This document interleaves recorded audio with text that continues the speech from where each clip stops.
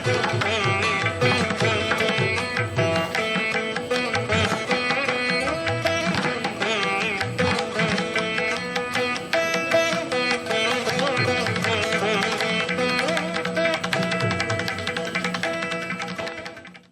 DD Tamil நேயர்களுக்கு அன்பு வணக்கம்.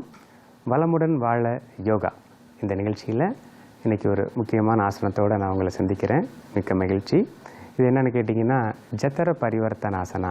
அது என்ன ஜத்தர பரிவர்த்தனாசனா அப்படின்னா, ஜத்தர அப்படின்னா வயிறு, பரிவர்த்தனா அப்படின்னா முறுக்குறது. சரிங்களா? இது படுத்த நிலையில் முறுக்கி பண்ணுறது. பொதுவாக இதை இந்த டயபெட்டிக்ஸ் அப்படின்னு சொல்லுவாங்க பார்த்தீங்களா, சர்க்கரை வியாதி அவங்க இருக்கவங்களுக்கு தான் நான் சொல்லிக் கொடுப்போம். ஆனால் அதை தாண்டி வயிற்றுப்பகுதியில் இருக்கக்கூடிய எல்லா உறுப்புகளுக்குமே நல்ல பலனை அளிக்கக்கூடியது மலச்சிக்கல், சரிங்களா, ஜீரண கோளாறு அந்த மாதிரி பிரச்சனைக்கு கூட நல்ல தீர்வாக இருக்குது. இந்த பயிற்சியை முதல் நிலை, இரண்டாம் நிலை அப்படின்னு நிறைய வேரியேஷன்லாம் இருக்குது. நம்ம அதை பார்க்கலாம். உங்களால் எது முடியுமோ அதை நீங்கள் செய்யலாம், செஞ்சு நல்ல பலனை அடையலாம். வாங்க இப்போ அதை எப்படி செய்யலாம் அப்படின்றத பார்க்கலாம். படுத்த நிலையில் கைகளையும் கால்களையும் 45 டிகிரி பிரித்து வச்சுட்டு சுவாசத்தை கவனிங்க. இப்போ கால்களில் மடக்கிட்டு கைகள் ரெண்டையும் தோள்பட்டைக்கு நேராக வச்சுக்கோங்க. தோள்பட்டைக்கு நேராக வச்சுட்டு இப்போ என்ன பண்ண போகிறோம் அப்படின்னா, கால்கள் மடக்கி இருக்குதுங்களா, அதை வலது பக்கமோ இடது பக்கமோ நீங்கள் கொண்டு போகலாம். ஒரு பக்கம் பண்ணால் இன்னொரு பக்கம் பண்ணணும். சரிங்களா? மூச்சை வெளிவிட்ட நிலையில் கொண்டு போயிட்டு இந்த கையை மேலே வச்சு பிடிச்சிக்கலாம். ஏன்னா அந்த கால் ரெண்டும் கிட்ட இல்லை, அதனால் இப்படி பிடிச்சி வச்சுக்கலாம்.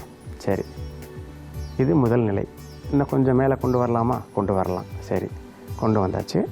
அப்போ தலையை என்னங்க பண்ணணும்? எதிர் திசையில் கொண்டு போயிடணும். நல்லா ஆழ்ந்த சுவாசம், ஒரு 6 எண்ணிக்கை இல்லைன்னா 10 எண்ணிக்கை. சரிங்க, அப்படியே பண்ணியாச்சு. இதுலேயும் ஒன்றும் ஸ்ட்ரெச்சு தெரியல. இது முதல் நிலையாக இருக்குது. இரண்டாம் நிலை என்னங்க அப்படின்னா, இந்த கால்களை அப்படியே நேராக நீட்டலாம். கால்கள் மடக்கி இருக்குது பார்த்தீங்களா, மடக்கிய கால்களை நேராக நீட்டலாம். எப்படி? அப்படியே நீட்டிட்டு காலை பிடிச்சிக்கலாம். காலை பிடிச்சிட்டு அப்படியே கால்கள் இடது பக்கம் அப்படின்னா முகம் வலது பக்கம் இருக்கணும்.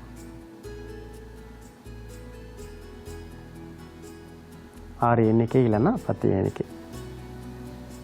சரிங்க, இதுவும் நல்லா இருக்குதுங்க. இன்னும் கொஞ்சம் செய்யலாமா அப்படின்னா செய்யலாம். அது மூன்றாவது நிலை.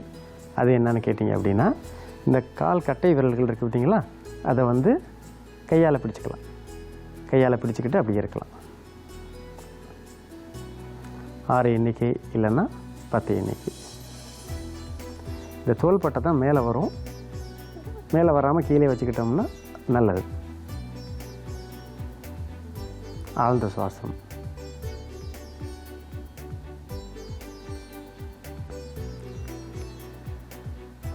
இப்போ இடது பக்கம் செஞ்சாச்சு. அதே தான் இப்போ வலது பக்கமும் செய்யணும். அவ்வளோதான். முதல் நிலை என்ன பண்ணணும்? கால்களை மடக்கிய நிலையில் வலது பக்கமாக வச்சுக்கணும். சரிங்களா? வலது பக்கமாக வச்சுட்டு கையை மேலே வச்சுக்கிடணும். அப்புறம்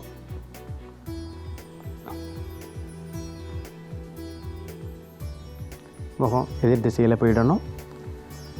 அப்படியே கால்களை கொஞ்சம் கொஞ்சமாக நேராக்கி காலை பிடிச்சிக்கலாம். இரண்டாம் நிலை. மூன்றாம் நிலை பார்த்தீங்கன்னா, கட்டை வரலை பிடிச்சிட்டு முகம் எதிர் திசையில் போயிடணும்.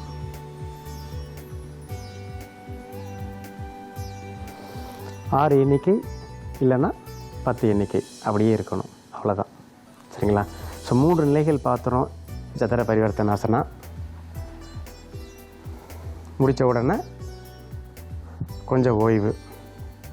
ஒரு மாதிரியாக இருக்குதா, என்ன பண்ணலாம்? காலை மடக்கி சும்மா அப்படி இடப்பக்கம் வலப்பக்கம் இப்படி பண்ணிக்கலாம். அவ்வளோதான். சாந்தி ஆசனம், ஓய்வு. இப்போ நம்ம ஜதர பரிவர்த்தனாசனா அப்படின்ற ஒரு ஆசனத்தை பார்த்தோம். இதில் முதல் நிலை, இரண்டாம் நிலை, மூன்றாம் நிலை அப்படின்னு நிலைகளும் பார்த்தோம்.